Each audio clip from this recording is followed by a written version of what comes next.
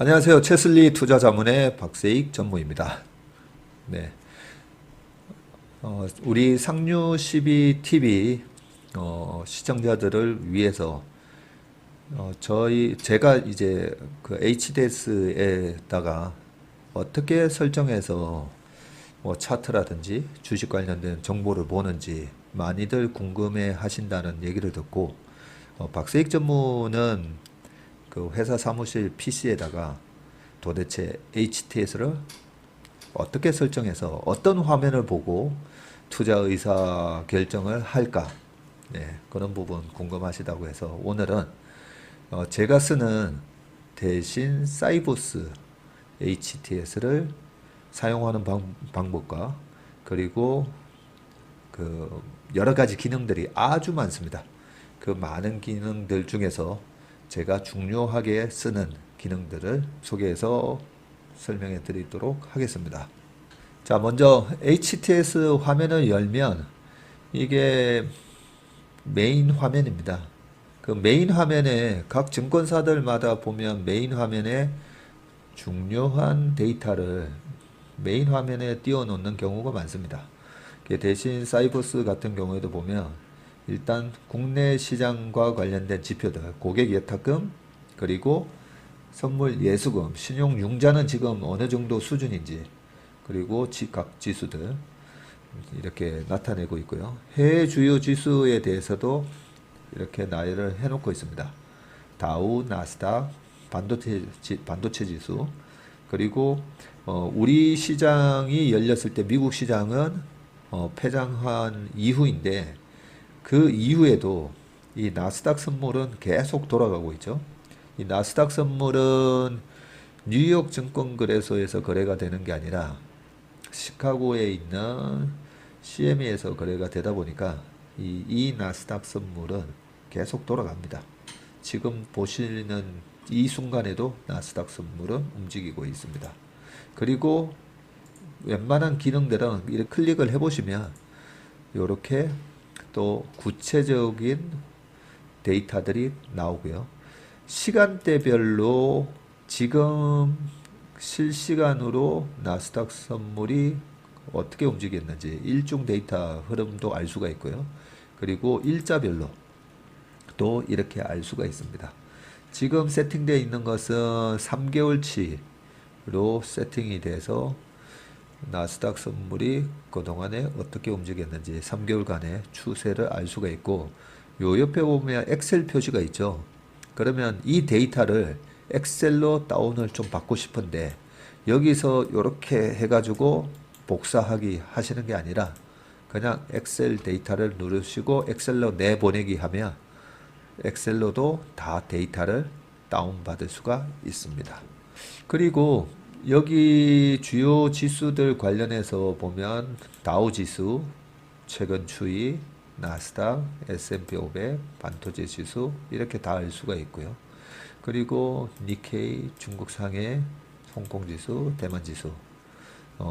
간단하게 세계 그동안의 증시에 대해서 추세, 최근 3개월간의 추세를 알 수가 있죠. 그리고 이 해외 지수 현재가에는 또 여러 가지 좋은 데이터들이 많이 나와 있는데요. DR 시세라고 있습니다. DR 시세. DR은 예탁 증서죠. 미국 시장에 상장돼 있는 우리나라 기업들의 예탁 증서를 보면 전날 미국 시장에서 우리나라 주요 기업들의 예탁 증서가 가격이 어떻게 변했는지도 확인할 수가 있는데, 예전에는 이 화면을 제가 많이 봤다가 요즘은 잘 안 봅니다. 왜냐하면 후행적으로 좀 움직입니다. 그리고 우리나라 주식시장은 전 세계에서 유일하게 일본하고 같은 시간대임에도 불구하고 일본 시장은 전날 미국 시장 분위기를 반영하면서 미국 시장이 나스닥이 2% 빠졌다. 그러면 일본 시장도 거의 2% 이렇게 빠져서 거래가 되는 경우가 많은데, 우리나라 시장만 유독 그 전날 밤 미국 시장을 예상하면서 전날 우리 시장이 선반영해서 움직이고요. 전날 마이너스 2% 나스닥이 급락을 했어도 우리 시장은 오늘 밤 미국 시장이 어떻게 될까를 계산을 하면서 또 움직입니다. 그렇기 때문에 미국 시장이 빠졌는데도 오늘 우리 시장 왜 올랐지? 어제 미국 시장이 밤에 좋았는데도 오늘 우리 시장 왜 이렇게 약해? 이런 부분이 우리나라 사람들이 정말 똑똑해서 그런 건지 항상 우리 시장은 오늘 밤 미국 시장을 예측을 하면서 움직이는 시장이다 라고 아시면 되기 때문에 그 전날 미국 시장에서 거래된 이 우리나라 주요 기업들의 그 DR 가격이 그렇게 오늘 시장을 매매할 때 도움이 그렇게 썩 되지는 않습니다. 그리고 여기 보시면 이제 원주 가격하고 미국에서 거래된 DR 가격의 국내 원화로 환산한 가격하고 요 차이가 나오거든요. 그러면 삼성전자만 하더라도 삼성전자가 67,500원인데 66,648원 해서 미국 시장에 있는 주식이 조금 더 비싸게 거래가 되면 프리미엄이 플러스로 나오고 한국 주식보다 미국의 DR 가격이 싸게 거래가 되면 마이너스로 나오고 뭐 그런 식으로 프리미엄도 포함돼서 거래가 되는 부분이 있는데 요즘은 거의 그런 프리미엄의 차이가 많이 나면 차익 거래가 발생하기 때문에 그렇게 프리미엄 차이는 나지 않는다고 볼 수가 있습니다. 그리고 이제 제가 또 많이 보는 화면이 이 해외 등락입니다. 아침에 오면 이 해외 등락부터 봅니다. 보면 미국으로 돼 있고 그죠? 여기서도 또 세분화해서 나스닥 30 보면 나스닥에서 전날 나스닥 이 다우죠 지금은 다우존스 30에서 보면 이 30 종목 중에 가장 강했던 거, 가장 약했던 거 이렇게 나열해서 우리가 볼 수가 있기 때문에 아침에 오면 저는 이 화면부터 봅니다. 오늘 미국 시장에서 뭐가 제일 강했지? 다우부터 먼저 보고 왜냐하면 다우 30 종목들이 미국을 대표하는 기업들 30개잖아요. 그러면 나이키가 올랐고 캐터필러가 올랐고 다우케미칼 이런 식으로 올랐고 그 중에서 그러면 어젯밤에는 뭐가 많이 빠졌지? 세일즈포스닷컴, 애플이 3%나 빠졌네. 그러면 이제 애플을 이것도 마찬가지로 이제 클릭을 딱 하시면 바로 차트가 딱 뜹니다.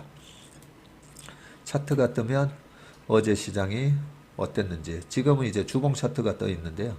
일봉으로 하시면 일봉에서 어제 3%가 빠졌는데 이 3%가 빠진 것도 우리는 종가만 보고 있지만 실질적으로는 시초가가 얼마로 형성돼서 3%로 빠진 건지 그래서 시초가가 마이너스 7%로 급락해서 시작했는데 마이너스 3%로 빠져서 끝났으면 오히려 양봉이 나면서 오히려 의미가 있죠.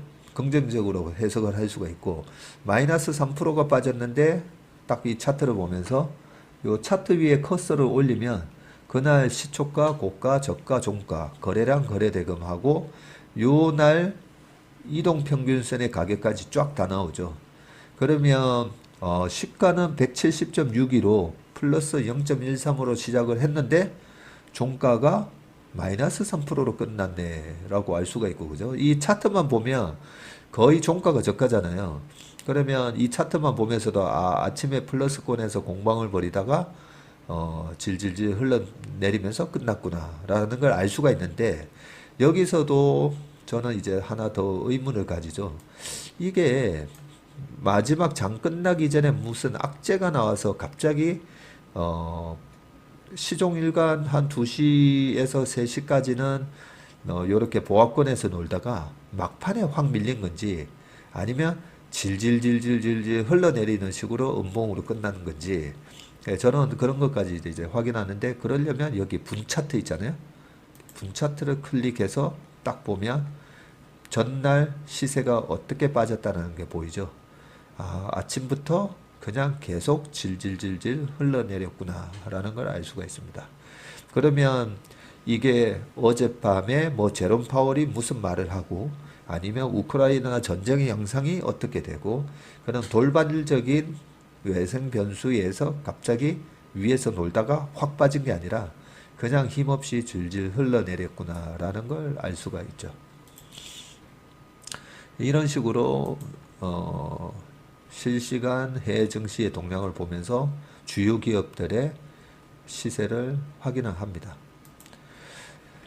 그리고 그 다음에는 나스닥으로 넘어가죠. 보통 최근에 주식시장 한 5년 동안에 미국 시장을 견인하는 것은 구경제 주식이 아니라 신경제, 혁신 기업들이 몰려 있는 나스닥이 미국 시장을 주도했었잖아요. 그러면 이제 나스닥 100을 클릭을 해서 이 중에서 시세가 또 어떻게 됐는지 봅니다. 이렇게 길게 해서 보면 되고요. 자, 그러면 항상 이제 제일 강했던 거랑 제일 약했던 거를 이렇게 보는데, 메리엇 인터내셔널이라고 하면 메리어트 호텔이죠. 우리가 잘 아는. 그러면 지금 시점이 2022년 4월 18일이거든요. 그러면 리오프닝이 막 이제 시작되려고 하는 시점에서 전쟁이 나고 페드가 금리 인상을 3월 달에 올렸다가 5월 초에 다시 50bp를 올리니 많이 그런 걸로 굉장히 이제 시장이 약할 때였습니다. 그 이런 약한 분위기에서 아니 얘는 나스닥이 마이너스 2.14% 빠졌는데 메리어트 인터내셔널은 왜 이렇게 2.83%나 올랐지? 하고 궁금하죠. 크래프트 하인즈 최근에 요때 당시만 하더라도 코카콜라 해서 약간 필수 소비재들이 강하던 시절인데, 메리어트 인터내셔널은 말 그대로 경기 소비재에 해당되잖아요. 경기가 회복돼야 올라가는 주식입니다. 그러면 요때 당시에 또 그런 얘기가 많았었죠. 장단기 금리차가 역전되면서 앞으로 6개월, 1년 뒤에 경기 침체, 리세션이 올 거니까 조심해야 된다. 그러면 리세션이 오니까 조심해야 되는데 경기 소비재 놀러가는 주식이 주가가 올라가면 안 되겠죠. 그러면 메리어트 인터내셔널 주식이 너무 많이 빠진 데 있어서 데드캣 바운스, 그냥 기술적 반등인지 아니면 신고가를 내면서 나오는 상승인지, 시장은 계속 약한데 얘만 강한 건지, 그런 걸 이제 좀 확인해 볼 수가 있겠죠. 그러면 또 클릭을 해서 보면 최근에 일봉이고요. 이 일봉만 보시더라도 나스닥 같은 경우에 마이너스 2% 나오고 연초 이후 미국의 주가들이 다 마이너스가 나 있는 상황인데 얘는 왜 이렇게 강하게 올라가지? 자, 요 시점에서 2022년도에 지금 보면 2021년 말 대비해서 지금 플러스가 나 있잖아요. 그러면 나스닥 지수가 어땠는지 한번 보겠습니다. 이 미국 해외 통합 차트에서는 다우, 나스닥, S&P, 일본, 니케이 등등 이것도 이제 고쳐서 세팅을 하기 나름입니다.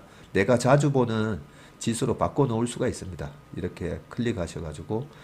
그런데 요 주요 나라의 주요 지수들을 위에다가 띄워 놓으면 바로바로 이렇게 확인하기가 편합니다. 그럼 나스닥 보세요. 2021년 말 기준으로 보면 15,644였는데 13,351로서 빠져 있죠. 이렇게 빠져 있기 때문에 아까 메리어트 인터내셔널은 경기 침체에 대한 여러 가지 우려감, 그리고 금리 상승기에 성장주는 안 될 거야 하면서 나스닥은 빠져 있는데, 오히려 메리어트를 다시 딱 가서 보시면 상당히 주가가 좋다라는 걸 알 수가 있었죠. 자, 보시다시피 이런 걸 보면 우리가 장단기 금리차 역전, 그리고 우크라이나로 인한 원자재 가격 상승 때문에 침체가 올 거야 라는 부분이 있어서 이렇게 경기 관련된 리오프닝 관련된 주식이 신고가를 내려고 하고 있는 이런 부분을 보면 누가 거짓말을 하고 있는지 그런 부분을 또 좀 알 수가 있는 거죠.